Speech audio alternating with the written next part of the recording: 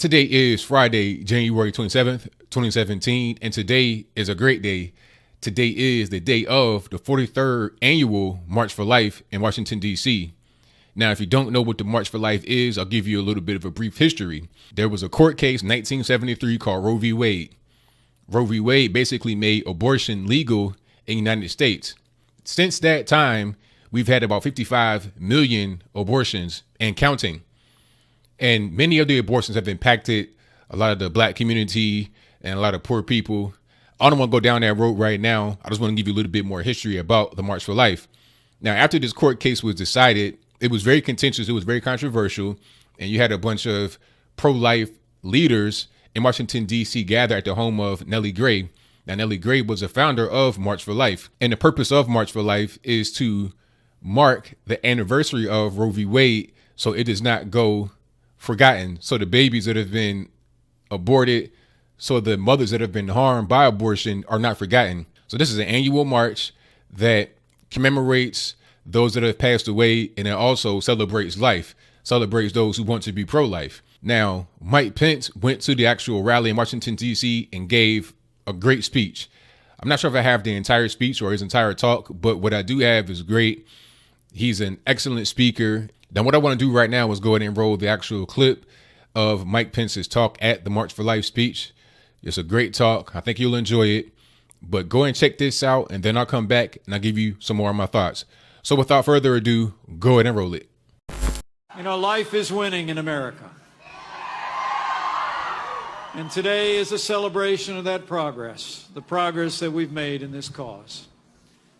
You know, I've long believed that a society can be judged by how we care for our most vulnerable, the aged, the infirm, the disabled, and the unborn.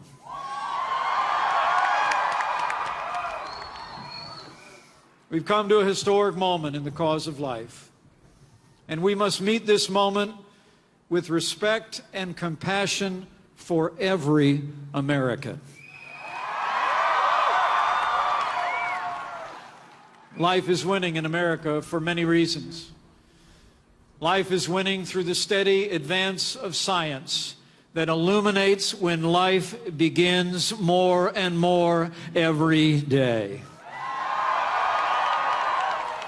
Life is winning through the generosity of millions of adoptive families who open their hearts and homes to children in need.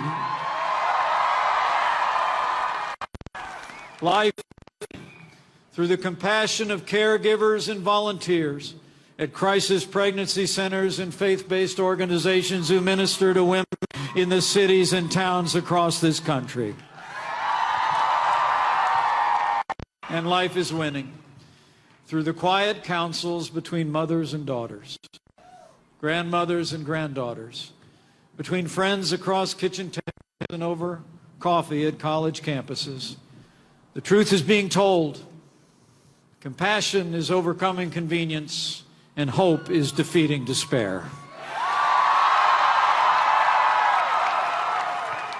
In a word, life is winning in America because of all of you. So I urge you to press on. But as it is written, let your gentleness be evident to all.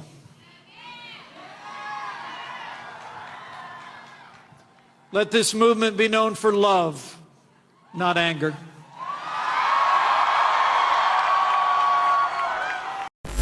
All right, so you're able to see that. You see what's going on there. Now, you know, I really enjoyed that. I appreciate Mike Pence for saying those words. It's good to have somebody in office that is really pro-life. Obama obviously was not pro-life. It's good to have somebody in there that's pro-life, somebody that wants to speak up for the rights of the unborn child. You know, people want to talk about, what about, you know, it's a woman's choice, is that and the third? What about the female baby that's inside the mother? At a certain point, we got to start looking at human beings inside of the womb in gestation as human beings. People want to say that they, you know, it's just a bunch of cells. Well, explain to me, at what point does life begin? Nobody would say that a late-term abortion is the right thing to do when the baby's 8.5 months gestation just to terminate the pregnancy. So when does the cutoff line begin? Some say 20 weeks. Some say 24. Okay, what about 23 weeks? What about 19 weeks? What's the difference? At what point does it become medically improper to terminate a pregnancy? Personally, I say if there's any kind of rape or incest, which is like less than 1% of all abortion, by the way, but I digress. If it's anything like that, what I'll say is to that person, go to the ER right away after it happens. It's just like, if you suffer a gunshot wound, or if you get in a car accident or something like that, it's a traumatic experience. Yes. You may be kind of in shock or whatever, but you still need to go get medical treatment.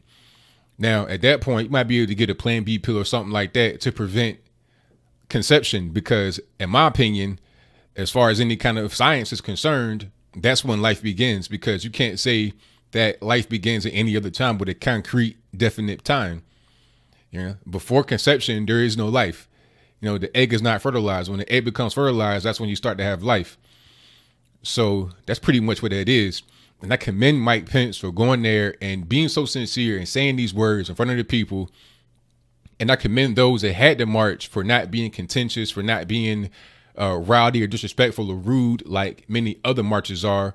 But we won't talk about those. I won't give them too much limelight here. But you know what I'm talking about. Very violent, disgusting marches. And one thing I will say about those marches, they don't allow people of different kinds of beliefs to be there. It was one little girl who got kicked out of a march for wearing Donald Trump hat. She wanted to be at the march. She was a woman. She wanted to be at march with women. And she got on a Donald Trump hat and she was summarily removed. Now, contrast that to a speaker that was invited to one of the marches who was a murderer. I mean, literally, she had kidnapped a man, held him hostage for like almost a month, I think 15 to 20 days. They kidnapped him, they tortured him, they raped him, and then they killed him. It was her and like 3 other women and a bunch of other people that were like conspirators. They tried to get ransom. It was very gruesome. It was a disgusting murder. They planned it. They had blacked out windows. They had cut a hole in the door and put a pot in it for a toilet. Very disgusting. And this is a person who was going to be a speaker at your actual conference for your so-called women's march.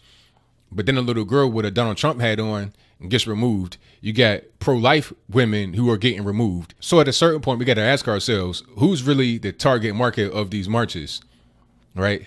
I think this march here, the March for Life, is a great one. It's been going on for over 40 years now. So I think it says a lot about it. It has staying power. It was able to draw a crowd. And I think the crowd should be more emboldened this year, because now more than ever is a pivotal time for legislation to cut back on abortion or to abolish it completely. But you got Donald Trump now with an executive order that bans federal funding to abortion-centered things that involve the United Nations. So basically the UN, if they have an organization that they fund that provides abortions, the money can't go from the federal government to those organizations. I think that's a great start. I don't think the federal government should be funding any kind of organization that provides abortion. Some would say, oh, you got to fund Planned Parenthood because, not all the services are abortion, et cetera, et cetera. They say only 3% of the services are abortion. Okay, if that's the case, then why not get rid of that 3% and keep the other percentage there? Do you have to have the 3%? Why not keep 97% of the actual services there that are so vital for the community? Why is that so? And the reality is that most free clinics, which are very vital to the community, most free clinics do not receive federal funding. So if most free clinics do not receive federal funding, then why should Planned Parenthood? How is it any different? In many ways, a free clinic is much more important than a Planned Parenthood is. They say they provide prenatal care and stuff like that, but there's been evidence to refute that. What it is an abortion mill, and many of them are placed in black areas for the explicit purpose of culling the black population. There's a documentary about that called My Alpha 21. And I'll put that in the box below. You see it for yourself. You watch the documentary, make your own mind up, do some reading and research about Margaret Sanger, find out who she is or who she was, find out about that, and then you'll kind of see what's going on here. You'll be able to connect the dots much more simply. People want to talk about police brutality and stuff like that. What about abortion? What about that? That's like, if you are a white supremacist, why would you even go out there and put on a hood and a robe and try to attack somebody, potentially get your own self hurt, maybe even go to jail, risking your life and your freedom for what? You could sit in the comfort of your own home and just donate some money to Planned Parenthood and say, hey, give that to a black mother. Oh, that's happened before. That's on videotape, and I will put that in the box below as well. Somebody could say it's fake or whatever, but you can donate money to Planned Parenthood right now.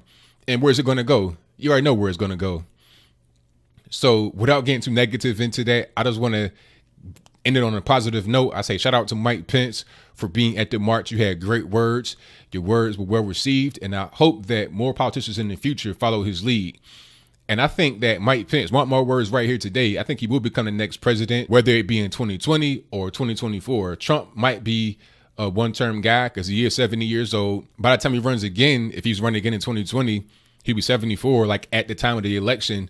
So that might be kind of a lot. But at the end of the day, Mike Pence is still relatively young. He's only like in his 50s, or I think he's in his early 50s, mid 50s.